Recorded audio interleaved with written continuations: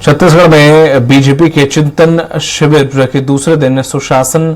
से रूपांतरण विषय पर नीति आयोग के पूर्व सीईओ और G20 के शेरपा अमिताभ कांत ने कहा है कि छत्तीसगढ़ में विकास के प्रचुर संभावनाएं हैं और ये देश के सबसे खनिज समृद्ध राज्यों में से एक है। यहाँ पर मैन्युफैक्चरिंग और सर्विस सेक्टर को तेजी से बढ़ावा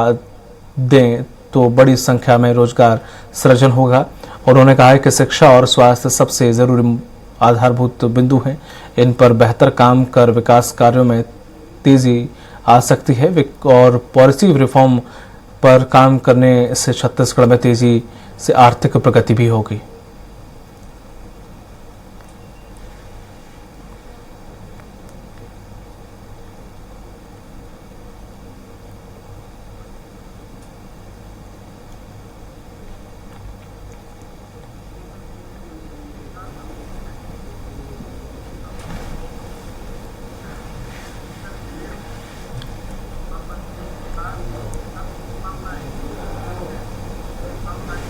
और अधिक जानकारी के साथ जुड़ गए हैं सहयोगी दिलीप साहू। दिलीप,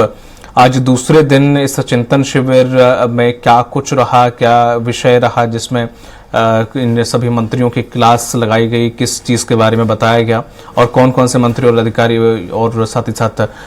जो पदाधिकारी हैं वो मौजूद रहे? जी बिल्कुल दीपक, बता दें कि छत्तीसगढ़ में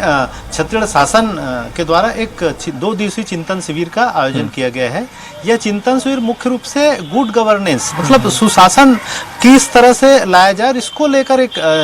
जो विशेषज्ञ है उनकी टीम सभी मुख्यमंत्री सीएम विष्णुदेव साय,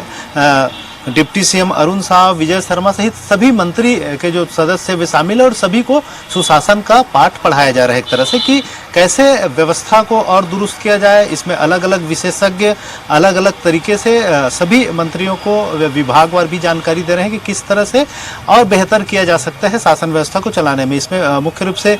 कल इसकी शुरुआत हुई। तो कल जिस तरह से नीति आयोग के जो सीईओ है BVR सुब्रमण्यम जी, उन्होंने पूरे जो विकसित भारत के जो सिद्धांत है जो केंद्र सरकार लेके चल रही है उसको लेकर जानकारी दी और किस तरह से छत्तीसगढ़ भी उसे अपनाकर और बेहतर अपनी अर्थव्यवस्था में तेजी ला सकता है, किस तरह से विकास को और तेज गति दे सकता है, इसकी जानकारी उन्होंने दी, समझाया। और कल जिस तरह से अलग अलग विषयों पे अलग अलग विशेषज्ञों ने अपनी राय रखी थी, जिसमें मुख्य रूप से बात करें तो जिसमें सामाजिक क्षेत्र में प्रोफेसर राजेश चांदवानी जो IIM अहमदाबाद से है, उन्होंने सामाजिक क्षेत्र में किस तरह से आर्थिक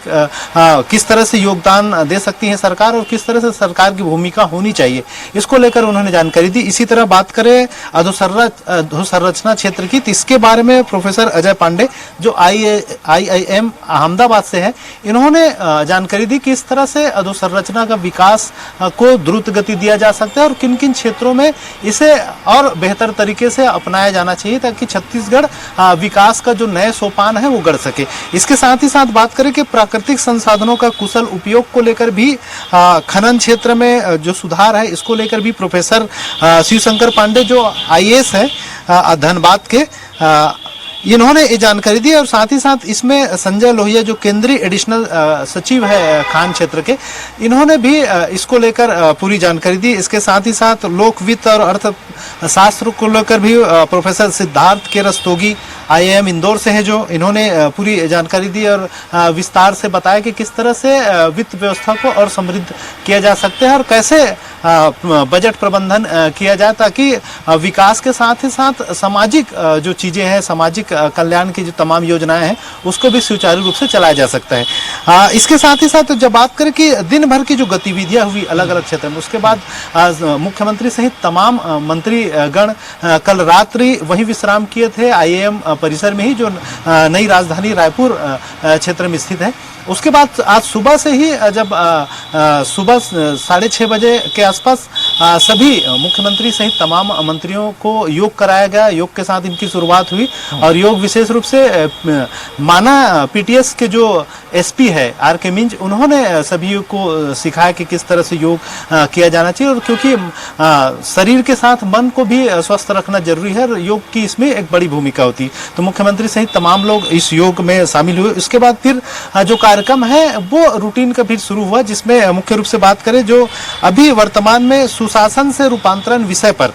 नीति आयोग के पूर्व सीईओ है, जो G20 के शेरपा भी है,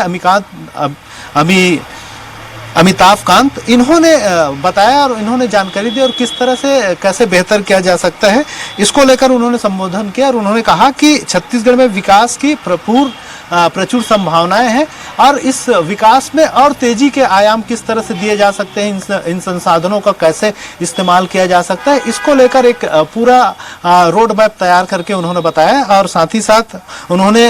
रोजगार सृजन से लेकर तमाम पहलुओं पर जानकारी दी, विस्तार से अपनी बात रखी और आधारभूत बिंदुओं को किस तरह से बढ़ाया जा सकता है, कैसे पॉलिसी को रिफॉर्म किया जा सकता है, इन तमाम चीजों की जानकारी दे रहे हैं। इसके साथ ही साथ लगातार अलग अलग जो विषय विशेषज्ञ हैं वे बारी बारी से जानकारी दे रहे हैं और ये आज शाम तक ये कार्यक्रम चलेगा और शाम 6 बजे से लेकर रात्रि 9 बजे के बीच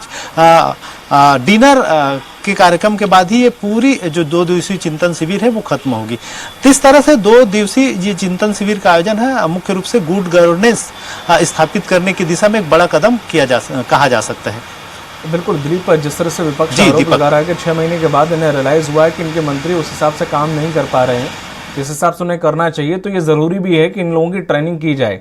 तो जिस तरह से उन्होंने एक तंज कसा है और 6 महीने के बाद ही इस चीज़ का रियलाइजेशन सरकार को होता है कि नहीं, जो नए मंत्री हैं या जो बैठे हुए हैं इनके पास जो विभाग हैं, उन्हें ज़रूरी है कि उन्हें कुछ ना कुछ ज्ञान दिया जाए, उससे कैसे बेहतर और बेहतर तरीके से वो काम कर पाएँ।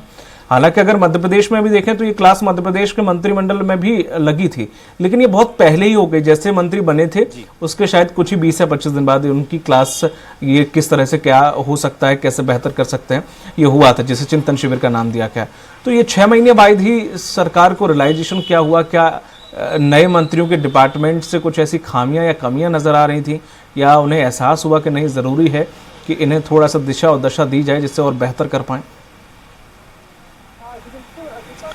जी बिल्कुल दीपक, क्योंकि विपक्ष के काम है सरकार को तंज कसना, सरकार को आईना दिखाना और सरकार की जो कमियां हैं, खामियां हैं, उस पर सवाल खड़े करना। तो कहीं ना कहीं सरकार का एक अपना दृष्टिकोण होता है कि हर एक जो पार्टी होता है, उनकी जो सरकार बनती है, उनकी एक अपनी रणनीति होती है कि किस तरह से विकास को आयाम दे। जब पिछले में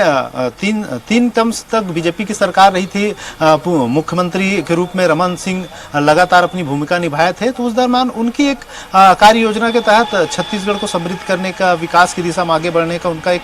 रोड मैप है, वो चला। उसके बाद जब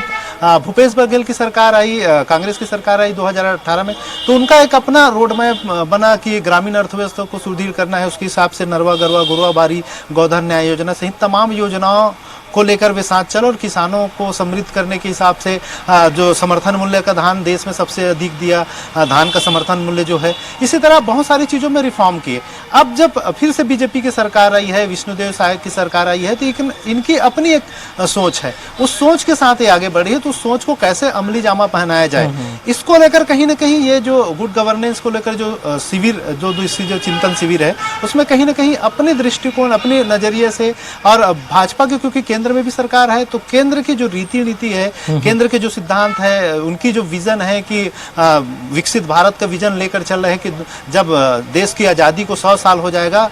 2047 में, तब किस तरह का भारत हमारे सामने मौजूद रहेगा, इसको लेकर एक दिशा के साथ काम कर रही है। तो उसी कड़ी में छत्तीसगढ़ की बात करें तो छत्तीसगढ़ में भी एक विजन लेकर चला जा रहा है कि एट द रेट 2047 तो कुल मिलाकर 2047 में किस तरह से छत्तीसगढ़ भी विकास के सोपान को गढ़ पाए, इसकी दिशा में कहा जाए एक तरह से प्रयास है। अब हालांकि जो चिंतन शिविर है, इसमें सभी तरह के जो एक्सपर्ट है वो आए हुए हैं और सरकार के तमाम जो मंत्री है, जो रणनीतिकार है, वे सब मौजूद है। आगे चल के इस चिंतन शिविर का कितना लाभ मिलता है वो तो देखने वाली बात होगी, लेकिन फिलहाल सरकार की ओर से जो प्रयास किया जा रहा है, एक सार्थक कदम कहा जा सकता है कि गुड गवर्नेंस की दिशा में एक प्रयास कहीं ना कहीं हो रही है। जी, तमाम जानकारी साझा करने के लिए बहुत बहुत शुक्रिया आपका दिलीप। और जिस तरह से जो मुख्यमंत्री साय, उनके कैबिनेट को गुड गवर्नेंस के लिए उनकी क्लास लगाई जा रही है, जिसे चिंतन शिविर का नाम दिया गया है, वो उसका आज दूसरा यानी कि आखिरी दिन है, जिसके बाद ये जो चिंतन शिविर है वो आज खत्म हो जाएगा।